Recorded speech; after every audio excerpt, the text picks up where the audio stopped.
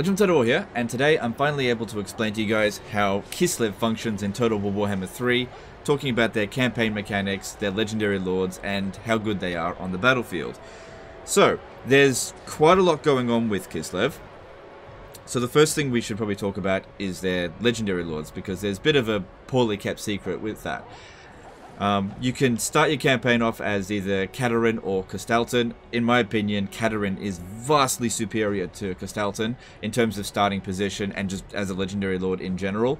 Her faction bonuses are pretty damn good. Control +6, especially if you're playing on the higher difficulties. That basically means that revolts barely ever occur. So it's really useful to start off as Katerin. And the thing is, there is a third Kislev legendary lord. Now, if you own Kislev, Prague, and Erengrad over here, where is it? Over here, simultaneously and hold them for 10 turns, then a quest battle will trigger, allowing you to fight a battle over here, which you can teleport to, for Katerin, which will unlock Boris Ursus as a legendary lord. So when you beat that battle, which isn't particularly difficult, you have a bunch of different options to deal with Boris, because he's essentially been trapped in the ice. And then you can either give him his own faction, the Ursun Revivalists, I think they're called, and give him either Erengrad, Prague, or Kislev, and then he just functions as like a military ally. Or you can just straight up confederate him immediately, and then you get him as a legendary lord. So in a moment we will be sending Boris Ursus to go and fight Scrag the Slaughterer over here, but I'll get to that in a bit. Now, in terms of the legendary lords, I would say that Boris and Katerin are really good legendary lords. They're right on par with where they should be, and Kislev is an absolute piece of shit. He's possibly the worst legendary lord in Total War Warhammer 3, being introduced. He's absolute crap. But anyway, we'll get to him at a later date in terms of rankings. But I don't even have him recruited at the moment because he's just garbage. Having just a quick look at their skill tree. Okay, he doesn't really have any major global bonuses. He gets a warbear mount. Everybody gets a warbear mount. He doesn't really have any speciality with his armies, where Katerin and Boris do. The only main thing he does is increase the construction costs by 300% for hallowed wood buildings. Luckily, that building is not really necessary, so that's actually not too bad. Getting income from more buildings plus 10%, I think that is actually worth it. But in terms of his unique skill line, he doesn't really provide that much. Like devotion gained from successful hero actions. I haven't done a hero action against Chaos in the entire campaign, so that would have been completely useless to me. Generating 2 devotion per turn, it's not that big of a deal. Yeah, basically, by comparing him to the others, he's not very good. In fact, he's not really much better than a regular boyar. Now, let's have a look at Katerin's skill tree. Katerin's pretty good. So she's got some really good equipment as well. It's actually part of a unique set as well, if you get both of them. So you've got Frostfang over here, and the Crystal Cloak, but if you get both of them equipped at the same time, it provides control to all provinces and allegiance points gained plus 25 alliances with Kislev, which isn't particularly useful, because by the time you get that, all the other Kislev factions are basically gone. But it's really all about that extra control. So she's really keeps the Kislev faction under control. And then, of course, if you've got the bonus from here, rebellions just aren't that much of a thing unless you've got massive chaos problems, which does actually happen. In terms of her skill line, I think she's got some good stuff in here. I'll talk briefly as well about the Kislev Law of Magic, but basically Law of Ice is complete garbage. The Law of Tempest is far superior to Law of Ice. Even with reduced cost on her ice spells, I still prefer to have a Tempest Wizard in Katerin's army and have her do the spell casting, because ice magic is such garbage.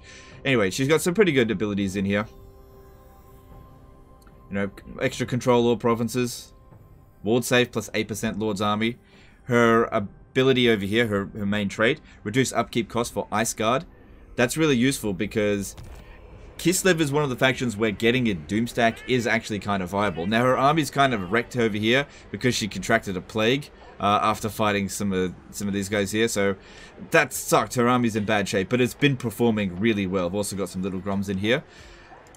And then we have a look at Boris.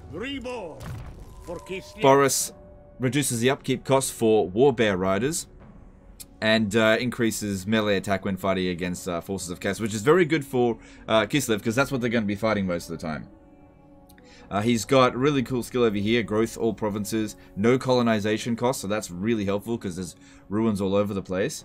And there's, you know, some other things in here that are okay, like reducing the motherland invocation cost is pretty good because you want to be doing that stuff all the time. It's just extra bonuses really, and they last for 10 turns.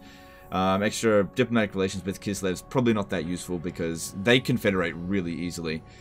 And he's got some stuff over here that just make him an absolute killing machine. And also, if you really want to do this, you can give him a elemental bear doom stack, and it gives them all passive regeneration. Now, I haven't done that in this campaign because I simply can't afford it at this point here. I could barely afford the Warbear riders.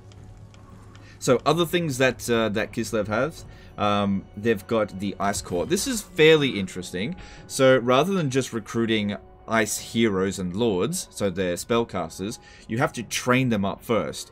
So you basically select that you want one, and it'll take them 6 turns to recruit. Now, over the next few turns, we get to decide whether or not we want to make her a Tempest Wizard, which of course I will, because fuck ice magic.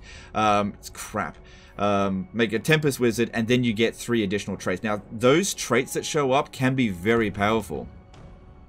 Let's see, I think I've got a fairly powerful few traits on this one here. If you have a look at what she got, reduces the upkeep cost 30% for little Grom units. So, you could, if you got enough of these, say 4 of these Ice Maiden heroes with that, make an army of little Groms that are completely free of upkeep. And there's various other things as well that they can reduce upkeep from, but I've yet to go through all of the traits because I'm just trying to get through the campaign. And the Ice Witch Lords, they more or less get the same thing. So very similar to the actual hero itself. I think they're kind of better lords than the Boyars, but Boyars are pretty good as well. They get bears. The bear as a mount, everybody gets a bear, right? You get a bear, everyone gets a bear. Bears are pretty good. They're pretty sturdy. They work really well as a hero at holding the line. They can be a bit derpy when fighting single entities, but they're pretty strong units. In terms of their heroes as well, with Kislev, Patriarchs are very useful, so attaching them into an army increases replenishment rate. They're good at reducing corruption in local region. Kislev is really good at just expunging all of the corruption from a region really quickly. So that's very helpful for that. And of course, then you've got the Frost Maiden heroes. So I've got some extra ones in there. Yeah, there's another little Grom. So these ones I've yet to recruit. I just keep... I've actually got quite a few of these little Grom ones. How about that? Showing up quite a bit. And then you've got this one here, the Adamants. This is kind of like governors from like Attila, where for every 2 provinces that you own, you can put an Adaman into a province, and they get better over time, and they get traits which you get to choose from a dilemma, and just provide extra bonuses to the... Like this one here was my first one. So he's providing income from all buildings, reduced construction time, recruitment cost reduction for infantry, reduced corruption, recruit rank for infantry units, and income from all buildings in the province. So he's got 6 traits there. So the longer they exist there without getting killed. So these guys here, if the settlement comes under siege, they will fight in the garrison. And if they get killed, well, you know... got to start them again, essentially. Also, another thing with them is that you can actually recruit them straight into an army. But if you do that, which one's in here? Let me have a look. So that is Dmitry Yalovic. If I recruit him, there he is. He should have all of those traits. Yep. But while he's active, we need to put someone back in Kislev. Now, I haven't actually tested this. I'll just do it now. If I disband him, will I be able to use him again over here? Doesn't look like it. Once he's been recruited as a lord, it doesn't look like you can put him back in. But maybe that's just because he's like wounded for 5 turns. So that's the crux of the unique mechanics for Kislev. I think they function pretty well, especially the politics side of things. I really thought that was going to be crap, but I was pleasantly surprised that it functioned pretty well. So the tech tree for Kislev is okay. It's not as powerful as, say, Khorne's. Some of the early game stuff is a bit lackluster, but once you get to the later ones down here, they become significantly more powerful. So extra ammunition there for war sleds and little Grom, that's going to be pretty useful, but I wanted those extra defensive supplies for our turn went under siege, because I'm constantly under siege. So I need those extra supplies, because the Kislev tier 3 towers are extremely powerful. Now, it's time to put Boris to work, and kick the shit out of Scrag the Slaughterer. How about that? This is on legendary difficulty with very hard battles, and as you guys have seen, auto-resolve does not like you in this, and yet, against a fairly fair match, a young army is able to auto-resolve their way through this. So let's jump in here and see how it goes. I have noticed that Kislev seems to be okay in auto-resolve compared to, you know, the other factions that I've been playing as. Where, you know, you go up against an army that's 1/3 your size and the game says you get a valiant defeat. Where you have to fight every single battle manually. But Kislev can actually justify auto-resolving every now and again. I found that their units are, across the board, pretty good. And you can make use of their entire roster. They don't really have any weak units, with one exception. They're cavalry. And I'm not talking about bears, I'm talking about horses. They just can't do anything. Especially against demons. They're just, like, you charge right into the rear of them, and it just doesn't do any damage. So cavalry don't seem to be very good so far in Total Warhammer 3. But we'll see how monster cavalry go. So these heroes here are a bit low level. Unfortunately, we don't have Boris on his bear just yet, so he's going to have to walk into battle. He isn't ranked up enough yet. So yeah, apparently we can just charge straight in there and beat him. Now he's got the high ground in there. So should we try to get him off the high ground first? If she was on a bear, I'd send her up there to cast. I guess what we'll do is go around the side and surround them.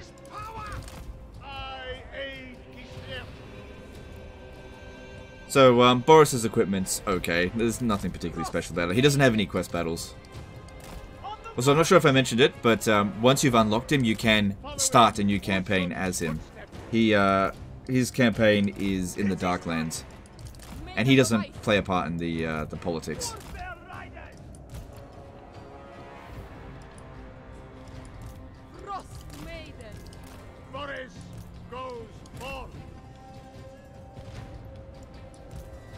Alright, also bears are pretty damn quick. 80 speed's not too bad at all. Right, so what I'm going to do here is I'm going to hit them in the flank. This is just going to be a hit and run.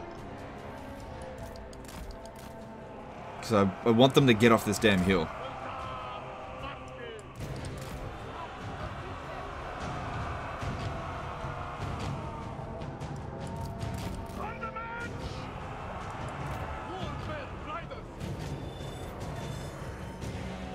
Those Noblar Trappers are actually doing pretty well, but we've barely taken any damage.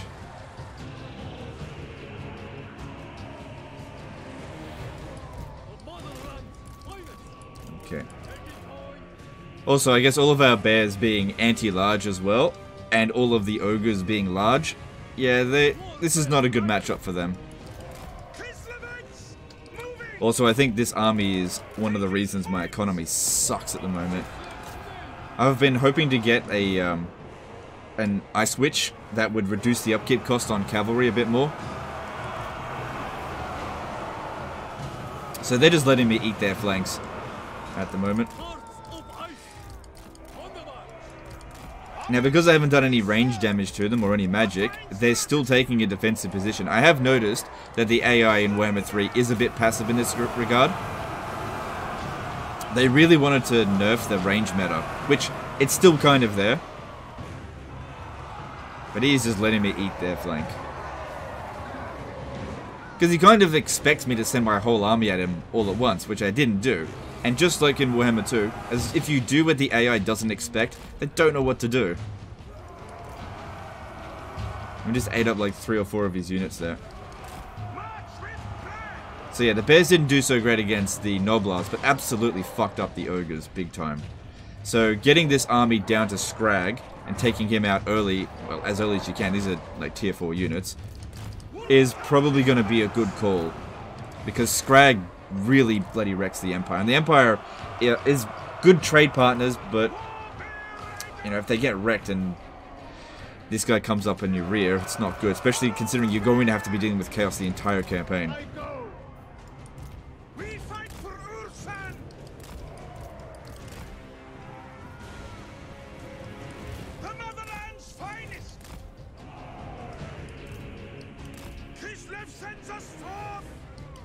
Don't want to be fighting in the trees. I wanted him to just come off his high ground. If I cast this piece of crap spell, so this is an Ice Witch, not Tempest. This spell here is like Spirit Leech, except more expensive and does about the same amount of damage.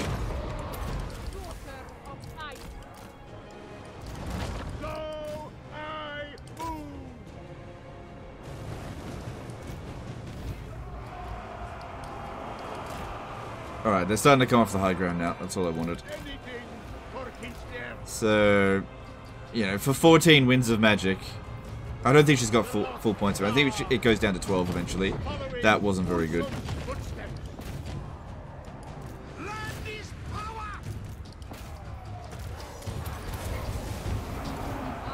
Yeah, they want revenge on the Frost Witch.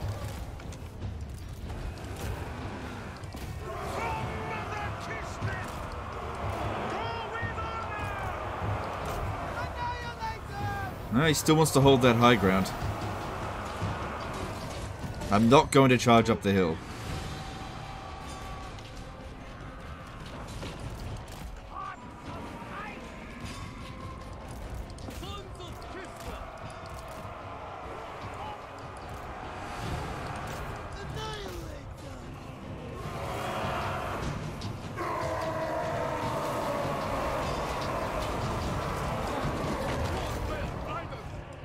Yeah, I wanted to get some close-ups there, but at the same time, there's other shit going on elsewhere, so we can't be forgetting about that. March for Kislev! Defenders of Kislev!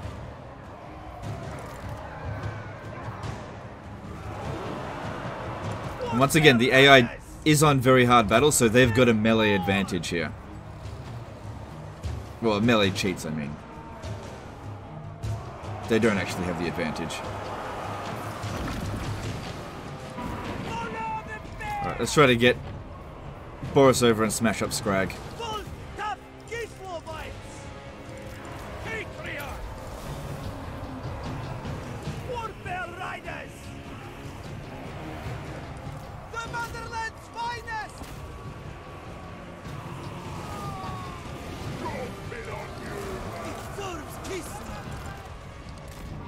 By right, the power of winter.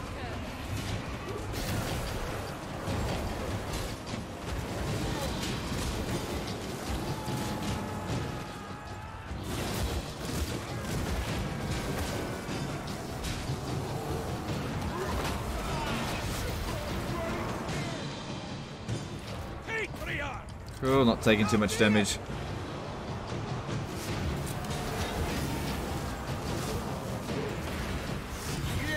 Yeah, Boris is there, smashing up Scrag.